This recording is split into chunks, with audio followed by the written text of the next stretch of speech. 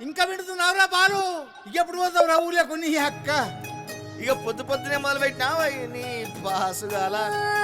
కోలోన పల్లె కోడి కూతల్లే ఒల్లిరుసుకుందే కోడెలాగల్లే యాప పుల్లల షేదు నమిలిందే రామ రామ రామ రామ తలకు పోసుకుందే నా నేల తల్లే అలికి పూసుకుందే ముగ్గు సుక్కల్లే సద్ది ముటల్లే సగబెట్టుకుందే బాయి గిర్కన పల్లె.